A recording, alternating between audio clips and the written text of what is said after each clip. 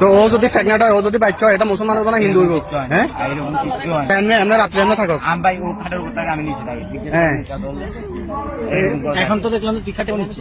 ঘটনাটি জানাজানি হতেই পুরো এলাকা জুড়ে তীব্র উত্তেজনার আর চাঞ্চল্যের সৃষ্টি হয়েছে। কিন্তু তারা সেখানে কেন এসেছিলেন আর আটকে রাখার পর শেষ পর্যন্ত তাদের ভাগ্যেই বা কি ঘটলো? ঘটনার সূত্রপাত হয় মিশরের স্থানীয় একটি এলাকায়। ভিন্ন ধর্মের এই তরুণ তরুণী নিজেদের পরিচয় গোপন করে সেখানে অবস্থান করেছিলেন। তাদের কথাবার্তা এবং চলাফেরা দেখে স্থানীয় প্রতিবেশীদের মনে সন্দেহ জাগে। এক পর্যায়ে এলাকার সাধারণ যুবকেরা তাদের পরিচয় এবং কাগজপত্রের বিষয়ে জিজ্ঞাসাবাদ শুরু করলে তারা কোনো সঠিক উত্তর দিতে পারেনি।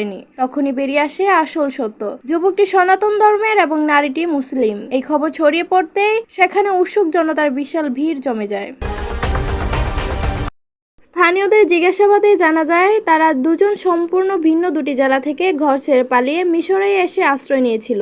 সামাজিক ও ধর্মীয় বাধার কারণে তারা গোপনে বিয়ে করার বা পালিয়ে থাকার পরিকল্পনা করেছিলেন, কিন্তু স্থানীয়দের সতর্ক নজরদারির কারণে তাদের সেই চেষ্টা ব্যর্থ হয়। ভিন্ন ধর্মের এই পরকীয়া বা প্রেমের সম্পর্কের খবর শুনে এক পর্যায়ে পরিস্থিতি কিছুটা উত্তপ্ত হয়ে ওঠে। তবে কোনো অপ্রীতিকর ঘটনা ঘটার আগে স্থানীয় সচেতন মহল বিষয়টি নিয়ন্ত্রণে নেন। পরিচয় গোপন করে ভিন্ন ধর্মের তরুণ তরুণীর এভাবে পালিয়ে থাকা এবং স্থানীয় জনতার হাতে আটকে পড়ার এই ঘটনা নিয়ে আপনার মতামত কি?